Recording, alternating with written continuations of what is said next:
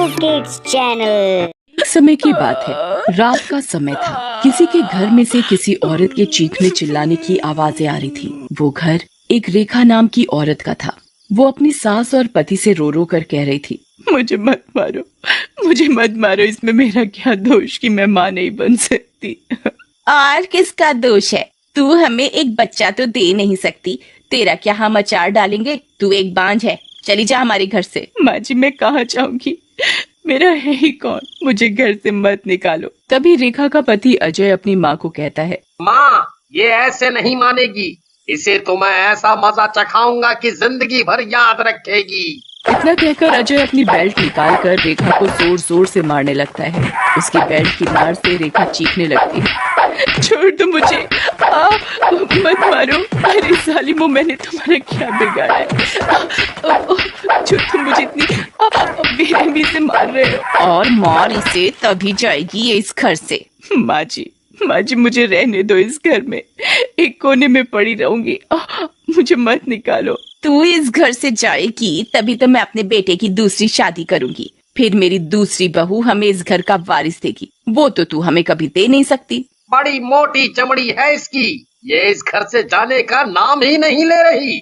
मार लो मुझे, जितना चाहे मार लो, पर मैं इस घर से नहीं जाऊंगी।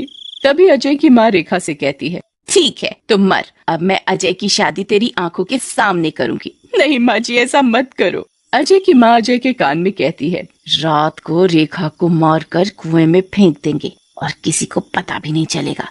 सबको लगेगा कि कुएं में पैर फिसलने की वजह से गिर गई। फिर आधी रात को अजय और उसकी माँ चुपचाप रेखा के कमरे में जाते हैं तो देखते हैं, माँ, लगता है ये गहरी नींद में सोई हुई है। देख क्या रहा है, इसका तकिए से मुंह बंद कर। अजय और उसकी माँ रेखा का तकिए से मुंह बंद करते हैं। तभी रेखा जाग जाती है, मुझे मत मारो, छोड़ दो मुझे। रेखा चिल्लाती है, तड़पती रहती है, पर अजय और उसकी माँ को रेखा पर जरा भी दया नहीं आती और रेखा तड़पती हुई मर जाती है। और कुछ दिनों बाद अजय की माँ अजय की शादी एक लड़की से कर देती है जिसका नाम अंजलि था, और वो अपनी बहू अंजलि को आशीर्वाद देती है, जल्दी से तू मुझे इस घर का चिराग दे दे, मुझे इस घर का वारिस चाहिए। अंजलि मुस्कुराते हुए कुछ नहीं कहती और अपने कमरे में चली जाती है तो देखती है कि उसके सामने एक चुड़ैल खड़ी है। वो और कोई नहीं, रेखा की आत्मा होती है।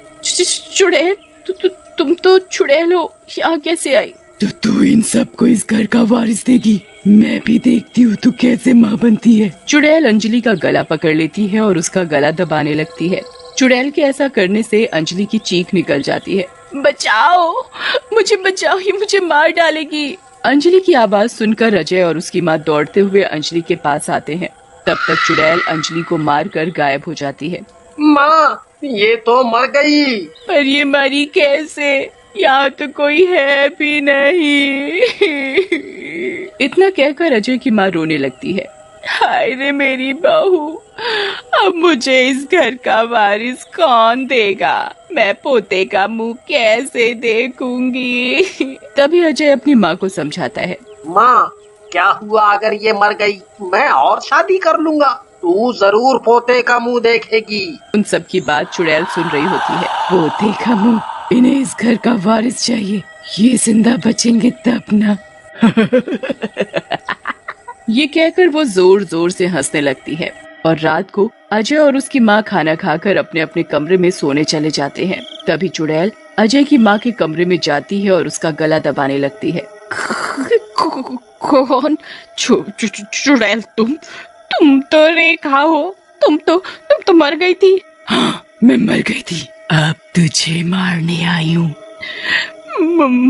मुझे मत मारो, मैं तुम्हारे हाथ जोड़ती हूँ, मुझे छोड़ दो। छोड़ दूँ? तुझे पोता चाहिए ना, मैं देती हूँ तुझे पोता। अजय को अपनी माँ के रोने की आवाज सुनाई देती है और वो अपनी माँ के कमरे में आकर देखता है। चुड़ैल, छोड़ दे मेरी माँ को, छोड़। अच्छा हुआ तू यहीं आ गया, ले अब तू भी मर। इतना कहकर चुड़ैल अजय का भी गला दबाने लगती है। अजय और उसकी माँ दर्द से चीखते हुए चुड़ैल से कहते हैं, हमें मत मारो, छोड़ दो हमें माफ कर दो, छोड़ दो हमें। पर चुड़ैल अजय और उसकी माँ की एक नहीं सुनती और उन दोनों को मार देती है और वहाँ से चली जाती है और वो घर खाली पड़ा रह जाता है। कुछ समय बाद विनय और उसकी पत्नी लता अपने 5 साल के बेटे प्रिंस के साथ एक किराए के घर में रहते थे। एक दिन की बात है, विनय अपनी पत्नी को बताता है, लता, मुझे एक बहुत ही अच्छा और बढ़िया घर बड़े ही सस्ते दामों में मिल गया है। अब हमें इस छोटे से घर में नहीं रहना पड़ेगा। ये तो बड़ी ही अच्छी बात है, पर मुझे एक बात समझ में नहीं आ रही कि हमें ये घर इतना सस्ता कैसे मिल गया। अरे ये तो अच्छी बात है कि हमें सस्ता और अच्छा घर मिल गया।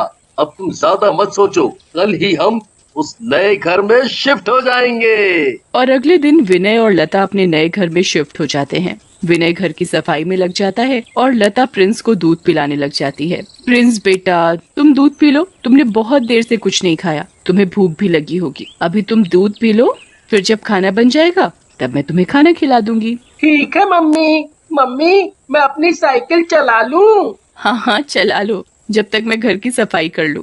ये कहकर लता घर की सफाई में लग जाती है। प्रिंस अपनी साइकिल चलाने में लग जाता है। तभी चुड़ैल प्रिंस के पास आती है और उसे बड़े प्यार से देखने लगती है, जैसे मानो प्रिंस उसका ही बच्चा हो।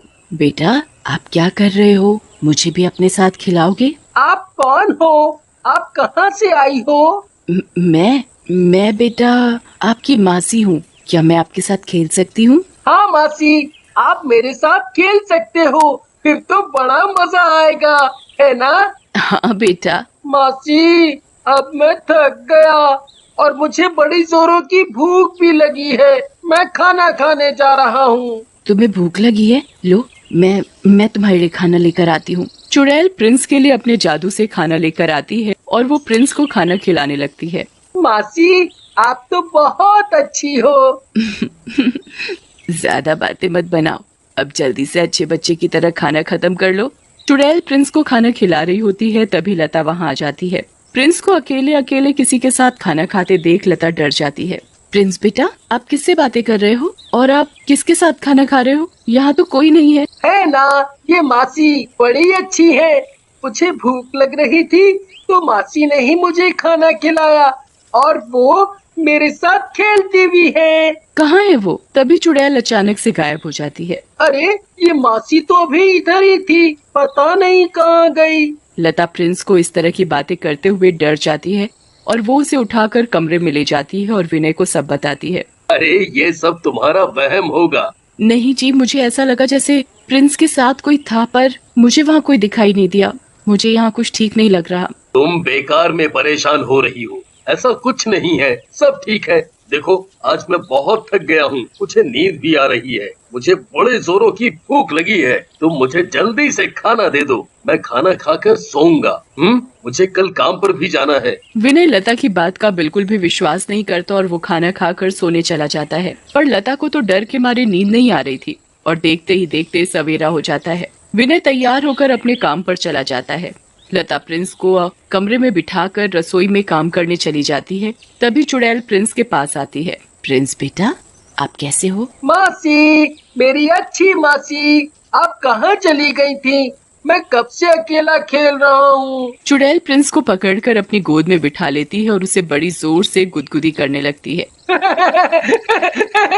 मासी, मुझे मुझे गुली गुली हो रही है, प्लीज प्लीज मत करो। प्रिंस के जोर जोर से हंसने की आवाज सुनकर लता आ जाती है और उसे गोद में उठा लेती है। प्रिंस बेटा, आप किससे बातें कर रहे हो और आप इतनी जोर जोर से क्यों हंस रहे थे? वो मासी मुझे गुल्ली गुल्ली कर रही थी ना।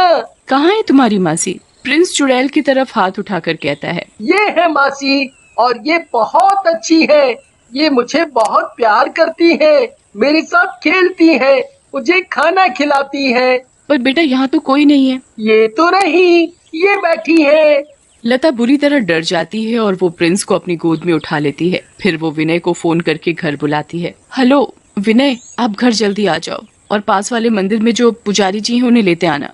आखिर बात तो बताओ कि हुआ क्या है। जब आप घर आओगे तब मैं आपको सारी बात बताऊंगी। अभी मैंने आपसे जो बोला है आप वो करो। ठीक है। विनय पुजारी को लेकर घर आता है। लता विनय और पुजारी जी को सारी बात बताती है। ठीक है, समझ गया। हमें घर की शुद्धि करनी पड़ेगी।